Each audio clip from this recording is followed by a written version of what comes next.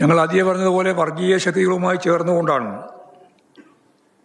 പരസ്യമായി നീക്കുപോക്കുണ്ടായിക്കൊണ്ടും രഹസ്യമായി നീക്കുപോക്കുണ്ടായിക്കൊണ്ടുമാണ് UDF മത്സരിച്ചിട്ടുള്ളത്.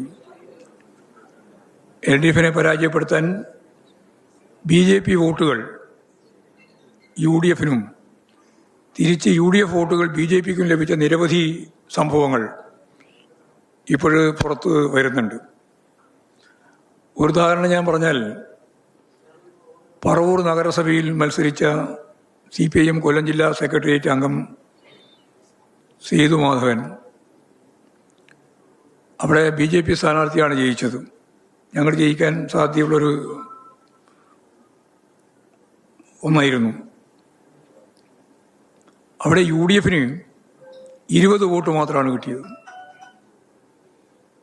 അപ്പോൾ എത്രത്തോളം വോട്ട് മാറ്റം ചെയ്യപ്പെട്ടിട്ടുണ്ട് എന്നതിന് ഏറ്റവും പ്രധാനപ്പെട്ട ഉദാഹരണമായി ഞാൻ ചൂണ്ടിക്കാണിക്കുന്നു എന്ന് മാത്രമേ ഉള്ളൂ. അപ്പോൾ ഇത്തരം പരസ്പരം സഹായിച്ച നിരവധി കാര്യങ്ങളെ നമുക്ക് മനസ്സിലാക്കാൻ സാധിക്കും. മതരാഷ്ട്രവാദം മുന്നോട്ടേക്ക് വെക്കുന്ന ശക്തികളുമായി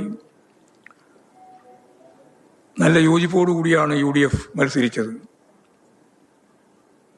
ഇത്തരത്തിലുള്ള പ്രചരണങ്ങൾ യഥാർത്ഥത്തിൽ BJPയെയും സഹായിച്ചിട്ടുണ്ട് എന്നുള്ളതാണ് കാണാനാവുക. BJPക്ക്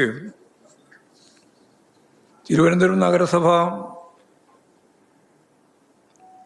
കോർപ്പറേഷൻ ജയിക്കാനായി എന്നതൊഴിച്ചാൽ അവരെ സംബന്ധിച്ചിടത്തോളം കാര്യമായ നേട്ടങ്ങളൊന്നും ഈ തെരഞ്ഞെടുപ്പിൽ നേടുന്നതിന് വേണ്ടി സാധിച്ചില്ല എന്ന് നമുക്ക് കാണാൻ കഴിയും.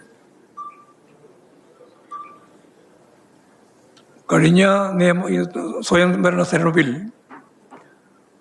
പന്തളം, പാലക്കാട് മുനിസിപ്പാലിറ്റികളിലാണ് BJP ജയിച്ചിരുന്നത്. 2 മുനിസിപ്പാലിറ്റികളിൽ. ശബരിമലയുമായി ബന്ധപ്പെട്ട ഏറ്റവും പ്രധാനപ്പെട്ട ഒരു പ്രദേശം ഉൾക്കൊള്ളുന്നതാണ് ഈ പന്തളം മുനിസിപ്പാലിറ്റി. അവിടെ ഇപ്പോൾ LDF ജയിച്ചിരിക്കുകയാണ്.